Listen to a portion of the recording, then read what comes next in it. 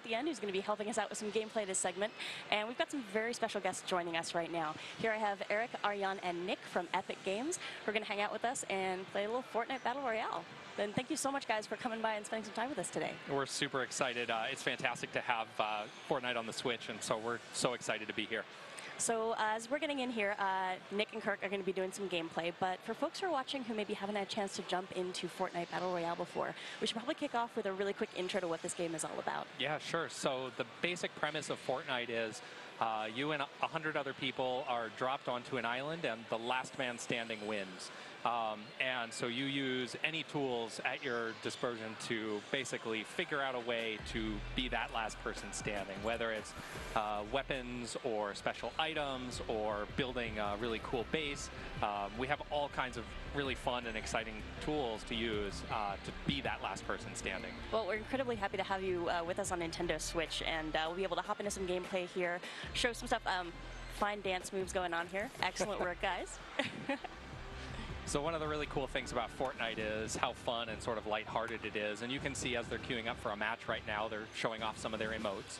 And those emotes they range from dances to throwing up, communications to your friends and other things like that.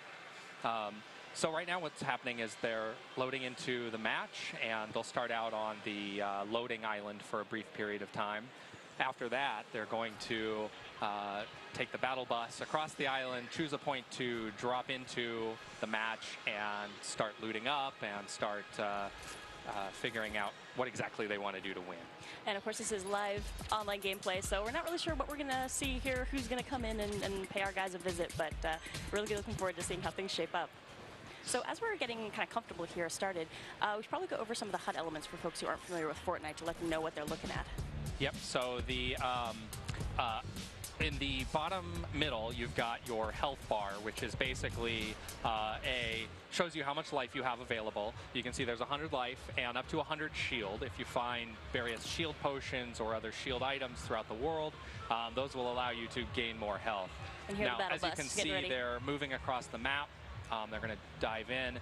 At the top right, you've got basically what we call a mini map, and that shows you where you are. Top left, you've got the team. You've got the team list of your people you're playing with. And then in the bottom right, once they jump off the bus, you'll see that they've got an inventory, basic items that they can carry. Everyone starts with a pickaxe. This is a big part of Fortnite's gameplay is that you can destroy a lot of the objects around the world. So destroying those objects will get you different resources such as wood, stone, or metal. And then with those resources, you can build different objects. So you can build a wall, you can build a ramp, you can build a floor, and those can be used in a variety of different ways. If you want to be, if you just want to be mobile and get around the map to go up a cliff or down a cliff, you want to build a wall for some cover if somebody's shooting at you. These are all sort of the on-the-fly choices that you can make. And I think we'll be able to see a lot more of crafting as we get into the game here. But right now, right at the start, there's a pretty big strategic decision you have to make as far as where you're going to land on the map. Exactly. So it looks like in this match, we're jumping in, starting somewhere a little more remote, so maybe we won't find other players. Some of the more, you'll see on the map has some of the what we call points of interest or different city locations. And generally, those are a little bit more populated. So you've got, Dusty Divot in the middle or Tilted Towers over to the left. And they've jumped to Junk Junction, which is in sort of the northwest quadrant. It's a little bit further away from stuff and gives them the ability to hopefully gather some equipment without any harm. And this is available on the Nintendo eShop right now for Nintendo Switch. So hopefully we're running into some other folks who are playing on Switch here as well. And, oh, nice, got some good gear going there. I do love that when you're first getting started, you really have to decide, okay, are you prioritizing collecting materials, gathering weapons, really what's your approach going to be? And maybe you want to be somewhere more populated so you can try to secure some quick kills. But on the other hand, maybe you want to get out here a little bit further away, build up some resources, and then start trying to approach other players. That's right. And we try to promote as many different styles of play as possible.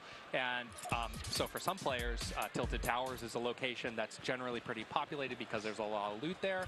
If you're a more aggressive player, you can go there, and the likelihood of finding another player is very, very high. So just thinking of other strategic elements that folks are going to want to keep in mind as, oh, see a vending that's machine a vending there. machine there. So vending machines are an item that we added a little while ago that allows you to trade in your resources for, looks like they're doing a laugh emote, that you can trade in resources for different types of items. And if you whack it with your pickaxe, it'll kind of cycle through the different items that are available. So if you don't find a gun that you might, that you're interested in, this would give you an opportunity or an option to acquire it through a different means. So you can see there is this golden chest. So all around the map are chests randomly placed in various locations, and they're always guaranteed to drop at least one weapon, some ammo, a consumable of some sort, and that's kind of, in the early starting game, something that you really want to seek out. And they do have a pretty specific sound effect, distinct sound to listen for. So if you're checking out some basements and attics and you're not sure whether or not there's a chest there, the audio is very important. You want to be paying attention for that cue to say, okay, there's a chest nearby. You should spend a little bit more time searching for it. That's right, and it's got kind of a bit of a glowing sound, so you can kind of hear where it is. Now, if you look at the map, you can see we've got about 1 minute and 10 seconds before that first storm circle is going to start to close. And this is a really big part of Fortnite gameplay, is over time, the storm circles close in and force players closer and closer together. Now, an average match is around 20 minutes if you make it all the way to the end. So it's a nice, quick, digestible format. And you'll see that they've got a little ways to go. So it's forcing all of the remaining players. You can see it just trickled down in the top right there from about 60 to 57 players. You can watch that trickle down as players are slowly eliminated. But they're running basically back to the playable circle as the storm closes in so that they can stay safe.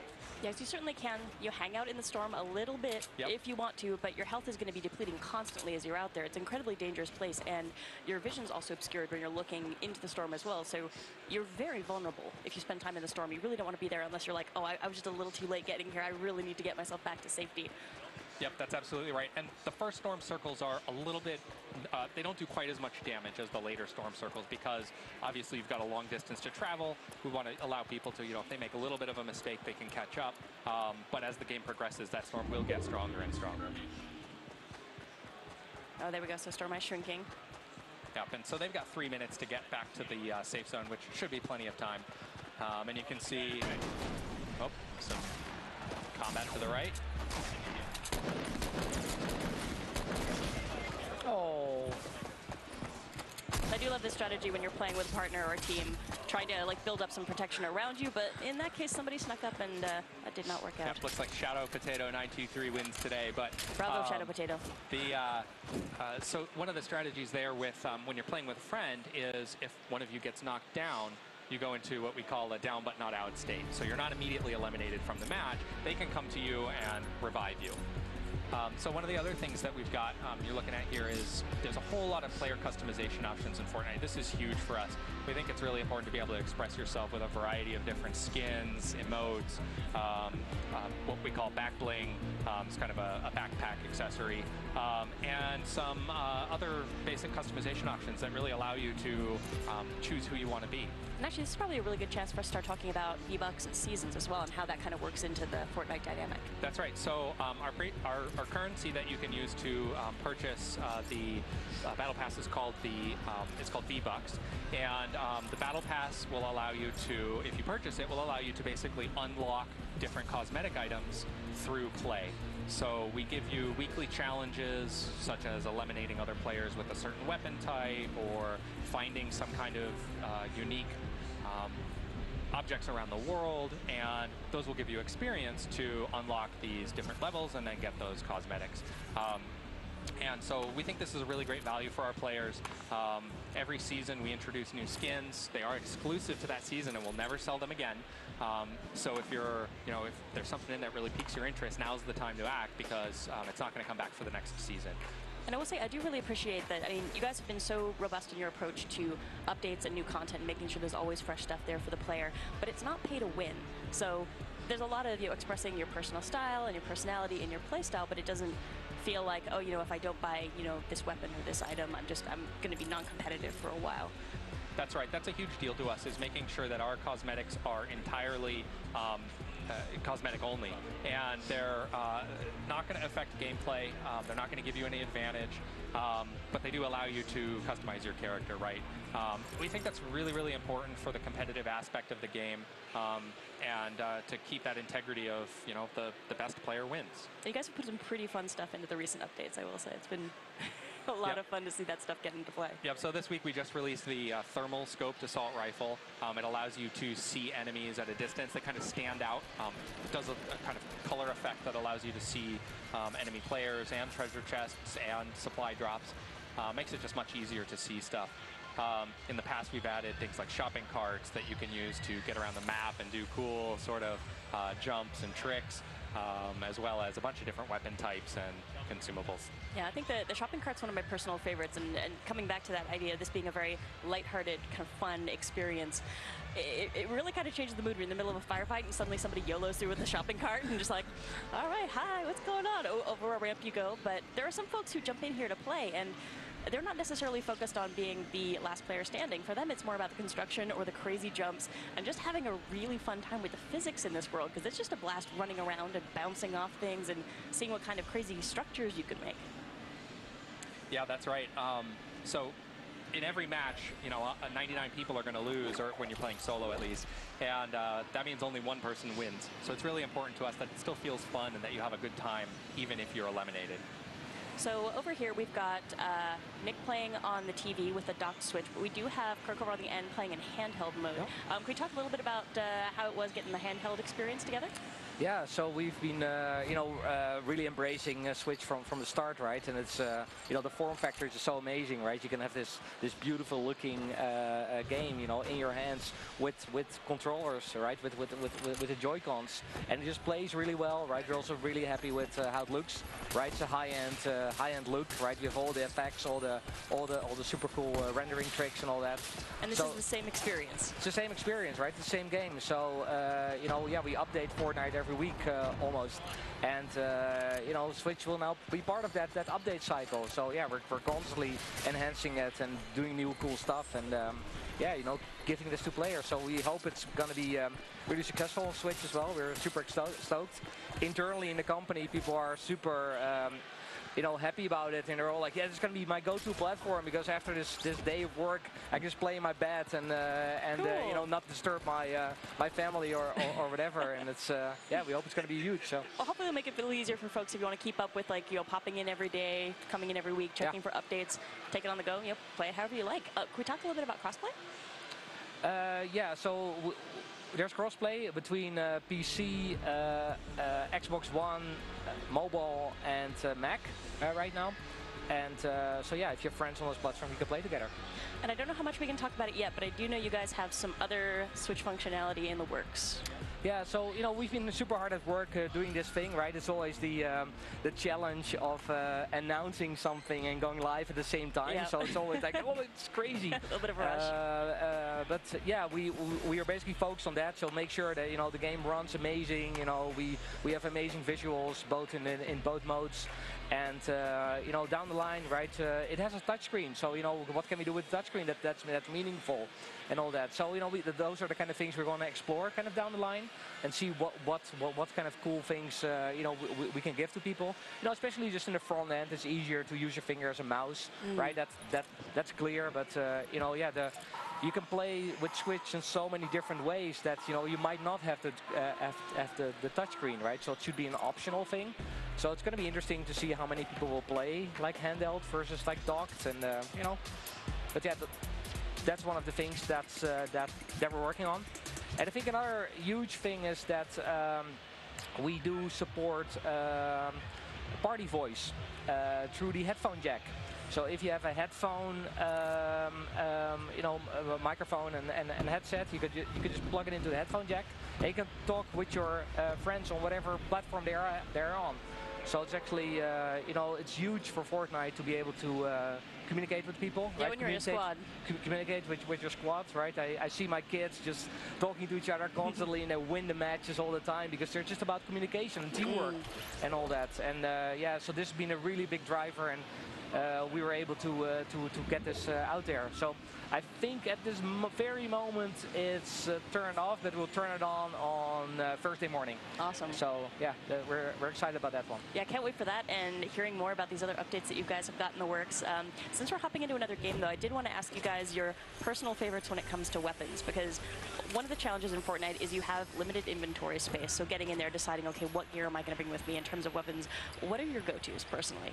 So for me, I'm a big fan of sniper weapons, whether it's the scoped assault rifle or the hunting rifle is a personal favorite of mine, because it allows you to still get that long-range combat, but not lose your situational awareness, because it doesn't put you into a scope when you're zoomed in. It provides such a high opportunity for reward if you get skilled enough to use it. So that's my personal favorite. So Ariane, how about you? Yeah, I'm always a shotgun guy. I've made games for a long time, and I always play shotguns. So I'm still that. I like the gratitude of eliminating somebody up close and personal. So. And another great offensive option you've got here as well is traps, which we haven't really talked about yet. Right. So we have a number of different trap types. Some are used offensively, or some are used more sort of situationally. So we have a damage trap that you can place on floors or walls or ceilings, and if somebody walks into it, they'll take a lot of damage. So if you're the crafty sort of player who wants to build sort of an intricate base or play a little bit more stealthy inside of a building or something like that, you can place it right underneath a ceiling or right beyond a door. Somebody walks into the room and takes damage, and then you can finish them off. We've also got some more tactical traps that are like a campfire that allows you to heal if you stand near it, or a launch pad that allows you to launch into the sky and redeploy your glider.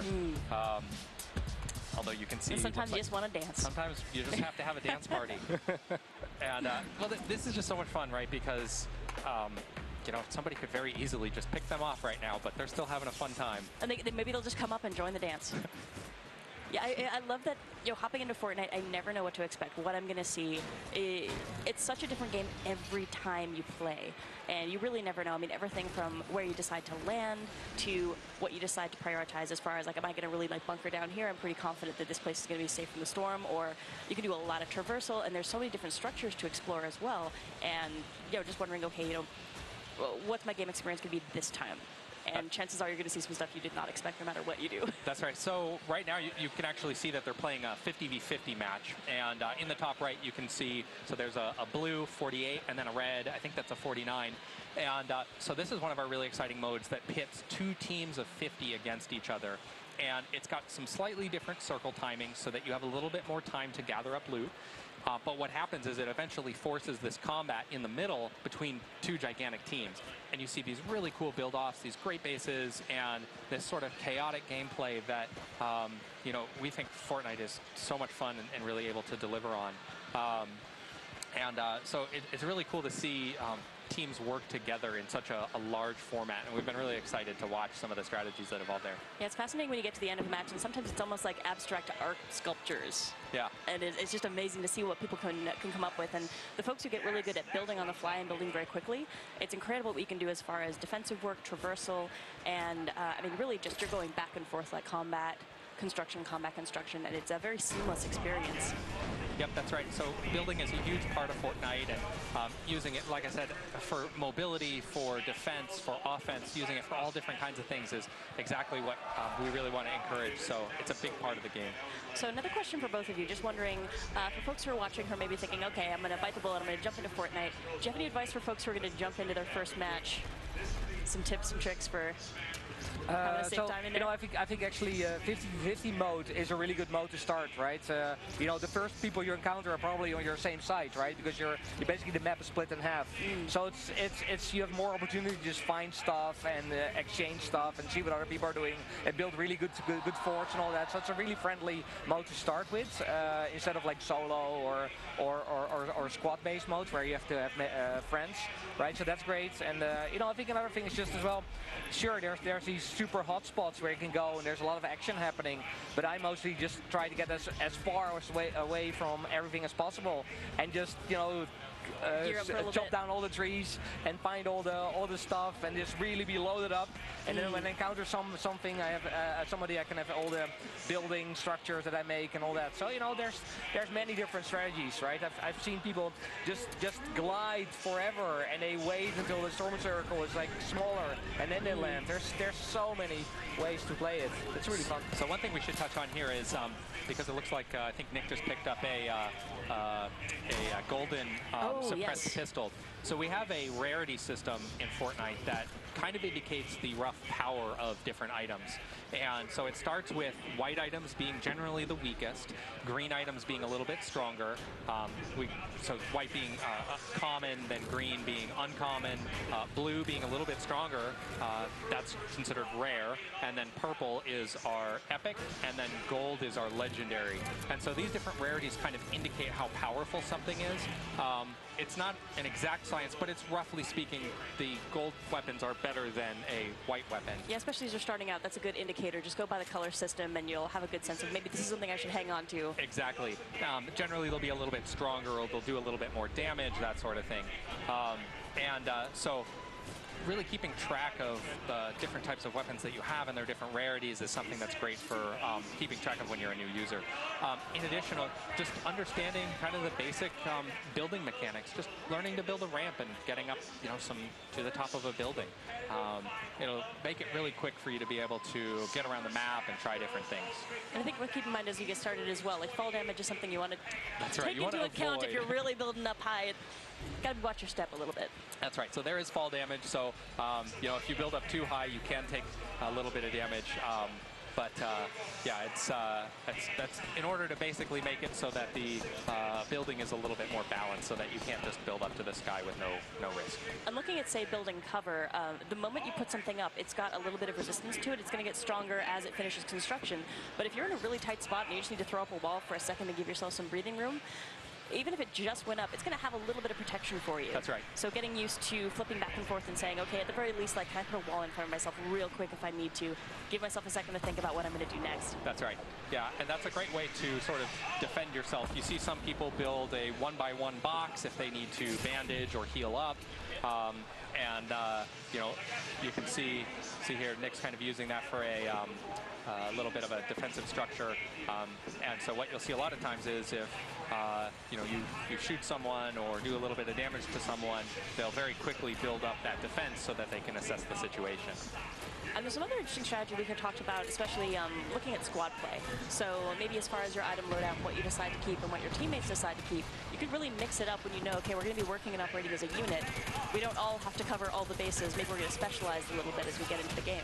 That's right. So the thing that we really love to see is when you've got a squad of people and someone maybe takes a little bit more healing items, because that means the other people have more inventory space to carry more weapons or utility things.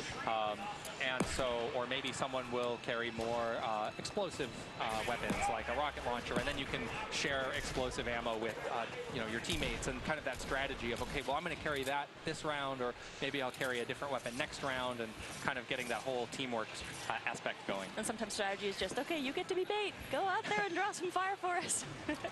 I'm usually that person.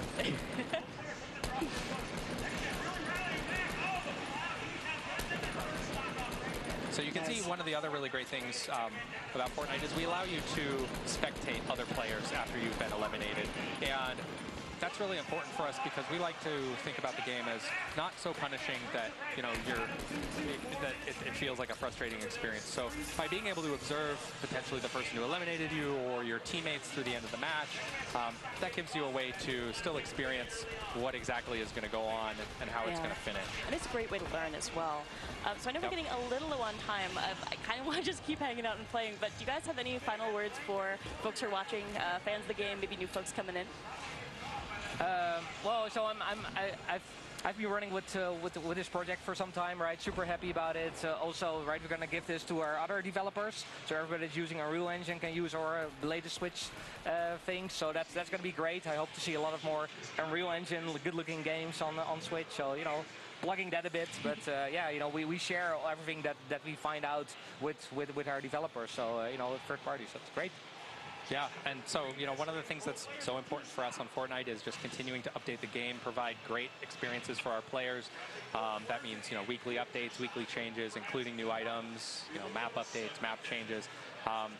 Really making sure that the game feels like a living, breathing world that's evolving and, never feels stale. That's so important for us, and, we're going to keep doing that as long as we can. Well, thank you so much again, guys, for coming by and hanging out with us. I know you got probably a very busy day ahead of you, but it was great to have a chance to show off a little bit of what this game can do on Nintendo Switch, and hope the rest of the day goes well for you as well. But folks, you're watching again. This was Fortnite Battle Royale on Nintendo Switch. It's in the Nintendo eShop right now. It's free, so I would recommend going to check it out. I'm very excited to jump into this game as well now that my Switch is loading up for it. But thanks for watching, and please do stay tuned. Up next, we're going to be taking another jump into Super Smash Bros. Ultimate and taking a closer look at the Inklings. So please don't go anywhere.